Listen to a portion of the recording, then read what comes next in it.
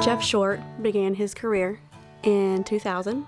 He worked for a one-man band, and it was just doing one simple house. It was just supposed to be just a little simple job. He was going to help this guy out. Well, he developed a love for the electrician trade, the electrical industry. He really, really liked it. He passed his journeyman test in November 2004 and graduated from IEC in May of 2005.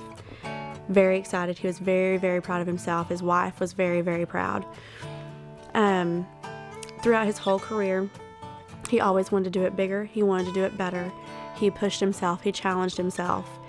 And he actually found a friend in Keith Kroll. He reminded me a lot of myself many years ago. And I always seem to pick somebody that I want to take and put my arm around and hold on to that guy and teach him what I know.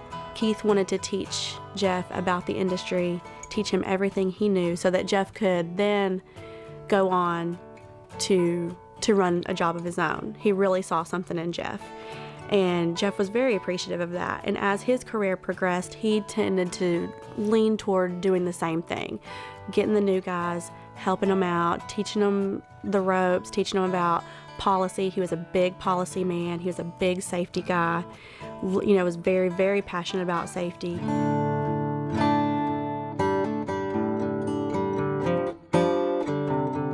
That's the type of person Jeff was. If he was walking through the building and he seen somebody using a ladder improperly, it didn't matter if that guy worked for me, if he worked for Kurt, another supervisor on the job, it didn't matter. Jeff pointed that out. I asked him to come to our sister's house and do a little electrical work.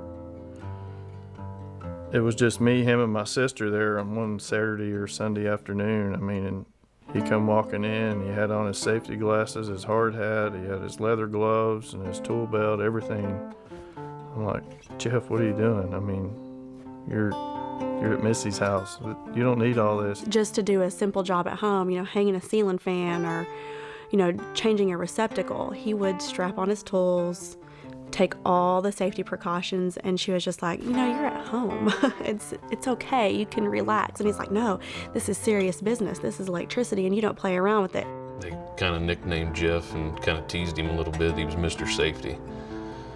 But Jeff was doing his job. Jeff would come to me and say, hey, you need to get on so-and-so. He's not wearing his gloves all the time. Or, hey, you know, I went up and spoke to, Jeff was not shy. Jeff would get up there and say something to somebody, but, you know, if the guy kind of, you know, okay, and put his gloves on, and the next day he was, you know, well, my gloves are right there, I wasn't wearing them or whatever. So Jeff would come to me and say, hey, just, you know, mention it and pass, and then you need to talk to him. So he was always another set of eyes. He was Mr. Safety. He did everything right. And if you did something that wasn't right, he was gonna let you know.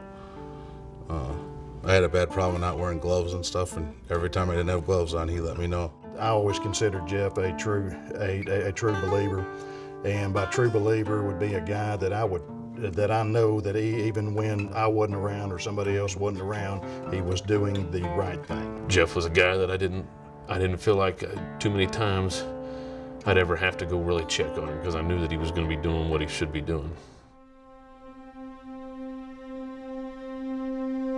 It was a Thursday. It had been raining the previous days, and there was a job that he needed to get done at another hospital just a couple of blocks away from where he was. And he called his wife and said, hey, since it's not raining, I'm going to go ahead and go over there and get that finished up. He'd started the job on Saturday with Keith, and, you know, they got it as far as they could get it. He was going to go finish it up. Thinking as an electrician, you know, he was either feeling rushed that he wanted to get it done and get home. Maybe he didn't want to come back on the weekend and work on it. Maybe he thought he was being a great employee by going ahead and getting the job knocked out. Jeff was one of those guys that if he felt like he could do it himself, a lot of times that's what he would do. He would sit there and go, you know, if I do this now, then we don't have to worry, you know, I don't have to worry about Keith, don't have to come back. Keith, I'll take care of it. The intention was for him to get it to a certain point of connecting power, stop, come back the next evening with Keith. They were going to disconnect power at the breaker, do the lockout tagout, and then go in and finish the job, do that without the hot work, because, you know, hot work is kind of frowned upon unless it's absolutely necessary. I think it was extra effort that he believed he was putting in, and he probably thought the risk factor was very low on what he was working on. Nobody knows what Jeff was thinking because he was by himself. If I had to guess, Jeff likes to do it bigger. He wants to be better. He wants to progress. He's just going to go ahead and knock it out. He's just going to get it done. They'd run the pipe and the wire and all that stuff and had the stems installed. Jeff's job was to go out that day and install the lights on the stem. So he goes, he starts doing the ground. He wires the ground, does the neutral, wires all the neutrals. Third is the hot. Now remember, these are on a timer. When Jeff checked them originally, there was no electrical current. But by this time, that timer had flipped. So when Jeff took his wire stripper out to connect to do the hot, as soon as the stripper, that metal, touched the hot wire, that was it. It got him. It went in through his right hand. And electrical current, when it enters something, it has to ground. It's just going to keep circulating until it finds a ground. Well, Jeff was kneeling. He was on his knees. So it went in through his right hand, into his arm, down his chest, stopping his heart, and grounded at his knees. Died instantly, and he was probably gone before he ever knew what hit him. Crash team came out as soon as it happened, pretty much. Crash team came out and tried to help him, but there was no helping him. He was gone. Jeff did leave behind a family. He left behind 2 daughters and then me. I'm his wife, Whitney Short. And you'll never, ever, ever imagine what it's like to go through something like that. And the phone call that I received with when Jeff lost his life was Keith Kroll calling and saying, "Tim, we've had a really bad accident, and the hospital won't tell me what's going on, but I'm afraid Jeff may have been electrocuted." And these 3 nurses grab me, and there's one on each side of me and one in the front of me, and they sit me down and they start telling me what has happened. And the whole time in my head, I'm thinking, she's not about to say what she's fixing to say. This is a bad episode of Grey's Anatomy. There's no way. This is not about to happen. There's just no way that she's fixing to say this. Well, she said it. She said, "We did everything we could, but we couldn't save him." And she was frantic and upset and out of control for a little bit, as anyone would be on hearing that, and wanted to go spend time with Jeff. And you can never imagine what it's like to walk into a room and see your spouse on a hospital bed and he is gone. He doesn't look like he's sleeping. You can tell he is gone. It's, every dream that you ever had for your family is gone. Every plan that you made for the future is gone. Everything. I mean, even things that you had planned for the next day. We were supposed to go eat lunch the next day together. That was kind of our Friday ritual. Gone. I mean, it's gone. Everything. And you are left with nothing. And then to have to come home and know that the next morning you get to tell your children that their dad is gone. There's no words of wisdom. There's nothing to say. Finally tell Emma the next morning. She did understand that Daddy was with Jesus, that he was going to work on the stars and the moon. I never want to sit in a room in a hospital and kneel down and have to tell somebody that their spouse is not going to come home. I don't want to ever do that again. I don't want to go to their house and see their kids and know that they're never going to see their father again. They'll go through their entire life without a father. And he missed Addie's first Christmas. He missed her first birthday. He will miss her first steps. He missed Emma's very first soccer game, and let me tell you, she went toe-to-toe with a boy. She was not scared at all. It was hilarious, and that would have been something that we would have joked about, that we would have talked about. So that, to me, is really the hardest thing. It hit me hard. I consider him a good friend. I mean, not just at work, but out of work. We hunted together, did stuff together out of work. First time I ever had to deal with a situation of a friend that I worked with getting killed. When you can put a face with it, it's different. When you know that you've shook that man's hand before, you've chewed his butt before, you've drank a beer with him before, you've went to birthday parties, Christmas parties, things like that. You share good times and bad times with them. These are guys that have worked with Jeff for years and are his friends and spend time with him on the weekends, spend lots of time with him during the day. And, you know, it's tough. You didn't have to know him to have that gut-wrenching feeling that you just lost a part of your family.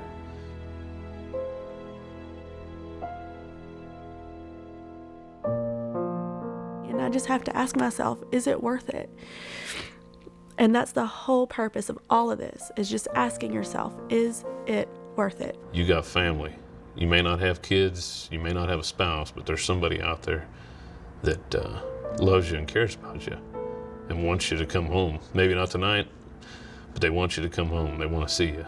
We need everyone to realize it's more than just about you. It's about your wife, your children, your significant other, your girlfriend. That there's a lot more at stake than I think what a lot of times what people really take into consideration. When someone passes away, there's no way that they can come back. They're gone, and there's no way to retrieve them. They don't get a second chance. But possibly we can use this accident to get to a much broader number of people and convince them to stop and think, is it worth it? Because I can tell you, if you look at my life and you look at what we've been through, what we've had to go through, it's not even close to worth it. It's not even around the corner from worth it. You can teach Joe how to use the hammer. You can teach him what to do with the hammer. But when you put it in his hand, you can't keep him from hitting himself with it. The human factor is going to play in. We're all human. We all make mistakes.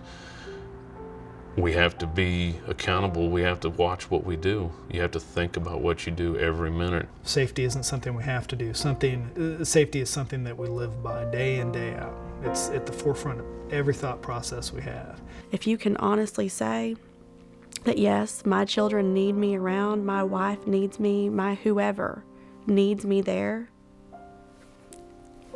please go down the other path. Please make the other decision. Because I'm telling you, I'm living proof that it's just not worth the risk. It's just not.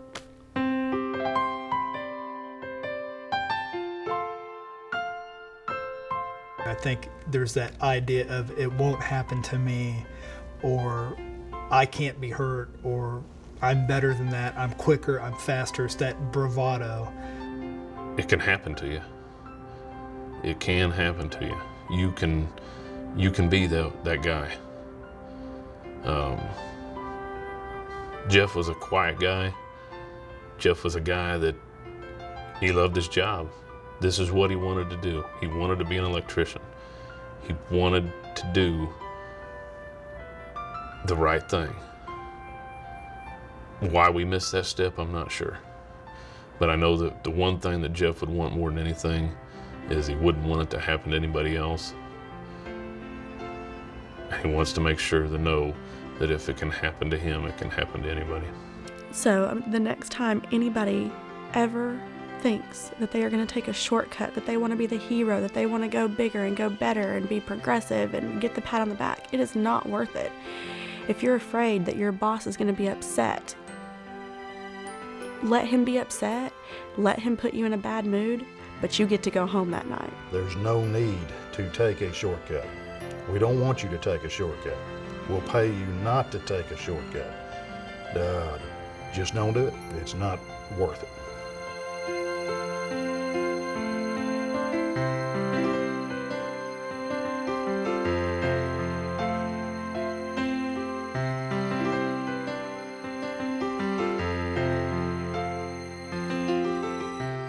there is somebody in your life that loves you and that cares about you and that needs you around. Somebody. And there's just nothing is worth your life. Nothing. Not even your job. There's a million out there. A million. Nothing's worth your life.